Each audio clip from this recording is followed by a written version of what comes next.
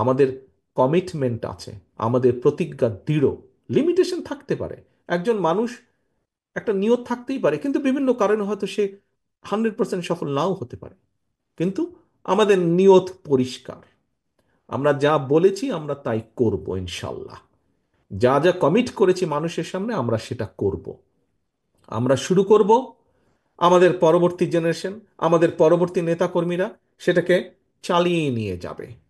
আমরা আগেই বলেছি, সংস্কার এমন একটি বিষয় যেটি চলমান। একটি সময়ের মধ্যে যদি কিছু একটি করে থেমে যায় তাহলে সেটা সংস্কার হতে পারে না। সংস্কার একটি চলমান প্রক্রিয়া, আমরা শুরু করব। যারা নেতৃবৃন্দ আছেন এখন, তারা শুরু করবেন ইনশাল্লাহ জনগণের সমর্থন নিয়ে, জনগণের রায় নিয়ে। এটিকে আমরা চালিয়ে নিয়ে যাব।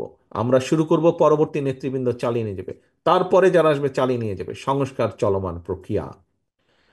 প্রিয় সহকর্মীবৃন্দ, কিছুক্ষণ আগে একটি কথা বলছিলাম, আপনাদের যেই প্রশ্ন, জনমানুষের যেই প্রশ্ন, যেই চাওয়া, তার সাথে একটি মহলের চাওয়ার অমিল রয়েছে। একটি মহলের কাছে অন্য কিছু গুরুত্বপূর্ণ।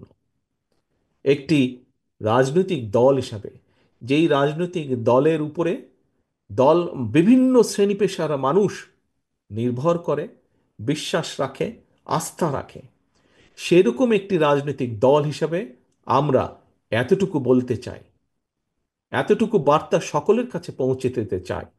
আমরা সমাজের সকল শ্রেণী পেশার মানুষের বিভিন্ন যে দাবি দাওয়া আছে, সব কিছুকেই আমরা একসাথে নিয়ে সংস্কার কার্যক্রম চালাতে চাই।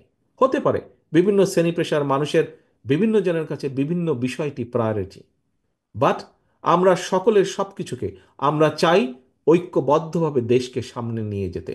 আমাদের মধ্যে বিভিন্ন বিষয়ে মতপার্থক্য থাকতেই পারে, থাকাটাই স্বাভাবিক। গণতন্ত্রে মতপার্থক্য থাকবে, এটাই স্বাভাবিক। আমরা বসবো, আমরা আলোচনা করব, আমরা সামনে এগিয়ে নিয়ে যাব। কোনোভাবেই যাতে গণতন্ত্রের উত্তরণ, মানুষের ভোটের অধিকার, রাজনৈতিক অধিকার বাধাগ্রস্ত না হয়। কারণ মানুষের গণতান্ত্রিক অধিকার এবং রাজনৈতিক অধিকার যদি বাধাগ্রস্ত হয়, সব কিছু তাহলে ধ্বংস হয়ে যাবে, সব কিছু বাধাগ্রস্ত হবে। আপনারা দেখুন, একটি সিম্পল একটি বিষয়, বিগত 15 বছর জনগণের সেই রাজনৈতিক অধিকার বা এক কথায় ভোটের অধিকারকে কেড়ে নেওয়া হয়েছিল, ধ্বংস করে দেওয়া হয়েছিল। তার ফলশ্রুতিতে আমরা কি দেখেছি? দেশের বিচার ব্যবস্থা ধ্বংস হয়েছে, দেশের অর্থনীতি ধ্বংস হয়েছে, দেশের স্বাস্থ্য ব্যবস্থা ধ্বংস হয়েছে, দেশের শিক্ষা ব্যবস্থা ধ্বংস হয়েছে, সমাজে বিভিন্ন রকম অধপতন শুরু হয়েছে, সমাজে বিভিন্ন অনাচার শুরু হয়েছে। অর্থাৎ প্রত্যেকটি ক্ষেত্রকে এফেক্ট করেছে। ব্যাপারটি অনেকটি ডায়াবেটিস রোগীর মতন, ডায়াবেটিক রোগীর মতন। ডায়াবেটিস যদি হয়, সেটিকে যদি কন্ট্রোলে রাখা না যায়, আস্তে আস্তে শরীরের প্রত্যেকটি অর্গানকে সেটি ক্ষতিগ্রস্ত করে।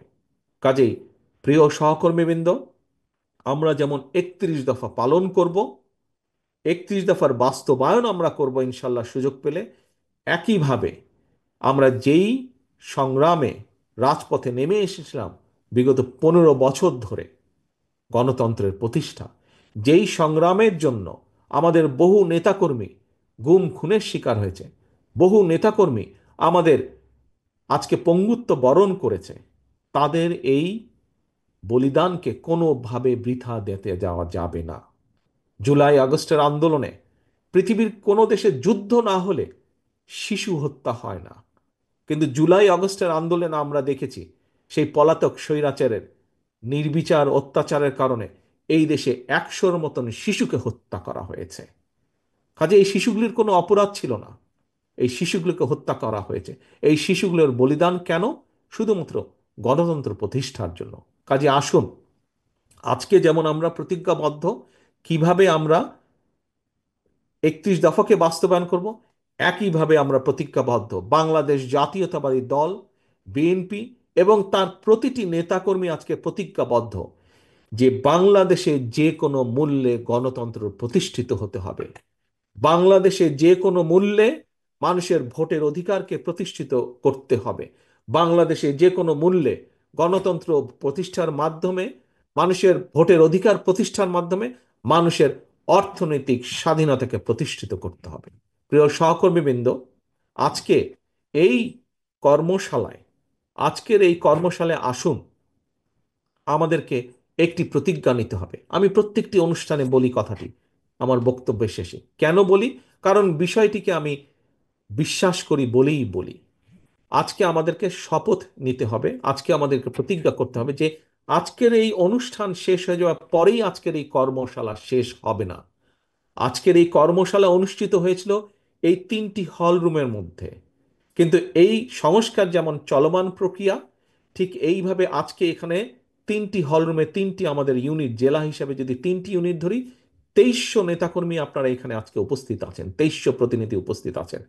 এই 2300 প্রতিনিধিকে আপনাদের প্রত্যেককে আপনাদের এলাকায়, গ্রামে গঞ্জে ছড়িয়ে যেতে হবে এবং এই 31 দফাকে আপনাদেরকে পৌঁছে দিতে হবে প্রত্যেকটি মানুষের ঘরে ঘরে। আপনাদেরকে পৌঁছে দিতে হবে যে বিএনপি বাংলাদেশ জাতীয়তাবাদী দলের আদর্শ বিশ্বাস করে তার ঘরে, যারা বিশ্বাস করে না তাদেরও ঘরে আপনাদেরকে 31 দফা পৌঁছে দিতে হবে।